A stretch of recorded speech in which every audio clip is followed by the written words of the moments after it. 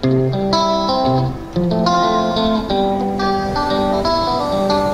sa začalo robiť Stretneme sa v Paríži, tak mal som tú čest, že Daša, autorka inscenácie, Daša Čejková, mi ten text posielala. Lebo predtým divadelnú hru nepísala, že niekde možno niečo poradím, že čo a ako. Čiže ja čo si jednoznačne spomeniem je, že už v tej prvej verzii, ktorú sme potom korigovali, tak mala veľmi dobré nápady pre veľa vtipných situácií, ale aj slovných hračiek, v čom je Daša veľmi dobrá ako autorka. Vie vycítiť tie slova a slovosled ako autorka, ako ich použiť, aby ten vtip naozaj vyznel a bol dobrý. Tie fóry, ktorých tam je veľmi veľa, nebudem prezradzať, mnohokrát v neočakávaných situáciách, keď to sadne ako sa hovorí, ako ryb na šerber a je to vtipné.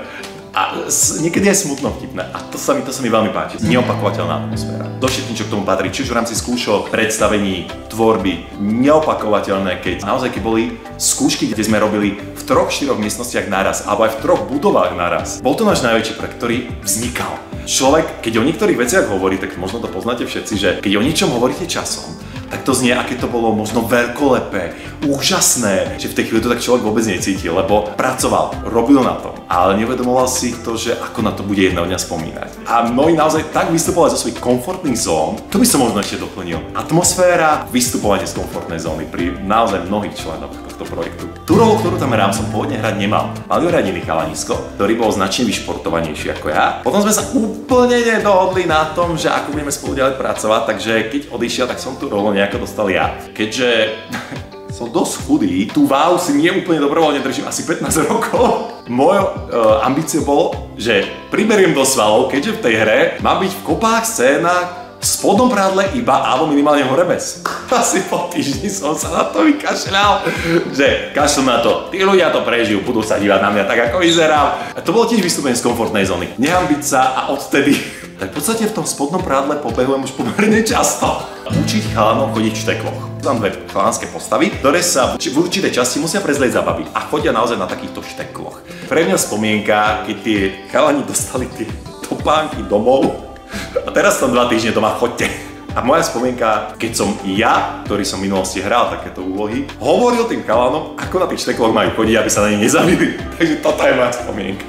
Tu by som obzvlášť zdôraznil vystupovanie z komfortnej zóny. Pretože všetci, čo na tej rozprávke v rámci hercov pracovali, tak herci naozaj každý jeden musel veľmi vystúpiť z tej komfortnej zóny, lebo našim zadaním bolo urobiť rozprávku pre deti od 5 do 11 rokov. A keď možno niektorí ľudia so mnou nebudú súhlasiť, nerobiť z detí hlupákov. Tie deti vnímajú tie isté veci, čo my, len to vnímajú po svojom. Povedzme si na rovinu, keď my sme boli malé deti, chceli sme sa podobať na tých rodičov, chceli sme zažívať to, čo oni, chceli sme byť takí veľkáči ako tí rodičia. Správame to predstaviť normálne ako pre dospelého diváka, s takou úrovňou, tak k tomu pristupujme, len dajme slovník a tému, ktorej porozumejú aj tie deti v tom veku. Ja som sa veľmi bál, či sa nám naozaj podarí urobiť rozprávku. Ja som vyrastal staršej generácie, zase si spomenú. Pán Karol Machata, Gustav Valach, Zdena Gruberová, Eva Rysová, všetci títo starí umelci s nádhernou slovenčinou. A to som túžil čo najviac preniesť aj do tej našej rozprávky. Samozrejme tým, že sme to chceli k tomu pristúpiť ako dospeláckému predstaveniu v podstate, tak aj prežívanie tej postavy,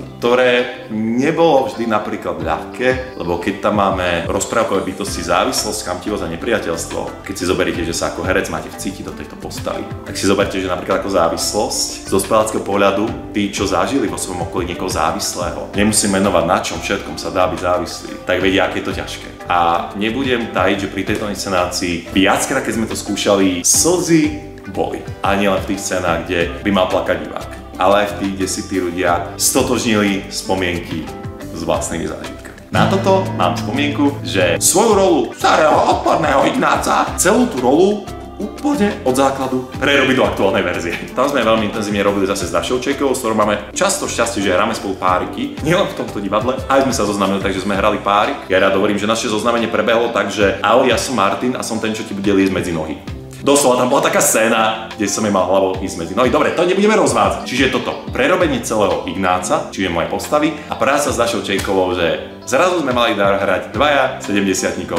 a potom, čo sme predtým hrali skôr mladé páriky, tak si zahrať starý. Táto inscenácia bola jedna z tých, ktorú som nerobil ja. Robila ju naša bývalá členka Maria Ines Gajdušíková. Zvolila úplne iný prístup, ako som mal ja. Pre mňa spomienka práca na mojej postave jednoznačne, pretože hral som tam Eugena, čo bol naozaj egocentrický, namyslený herec, ktorý si myslel, že nad ňou nie je, že je najtalentovanejší, najlepší, všetko samozrejme vie. Najintimnejšie pre mňa bolo pripustiť si, že Martin, takýto si býval, kým ti niekto neklepol po prstoch. Dnes to tak už nie. Nebudem sa tváriť, že nie som sebavedomý, to sa nebudem tváriť. Ale toto bolo naozaj do toho, že Mateo, spomen si, aké to bolo, keď si mal 15. Keď si myslel, že na teba nie je, prišiel si do kolektívu lepších hercov ako si ty a zrazu ti dali značne pocítiť, že teda tu najlepší rozhodne nebudeš. A výborne sa mi to hralo. Za toto som bol Ines veľmi vďačný, lebo ja som tú rolu hral veľmi rád. Pre mňa bolo v tej roli najťažšie ukázať aj ľudskú stránku toho Eugena, že naozaj nie je to len ten namyslený egocentrik, ale mal tam aj takú jednu časť, kde som sa snažil ukázať, že aj ten Eugen má dôvod, prečo taký je.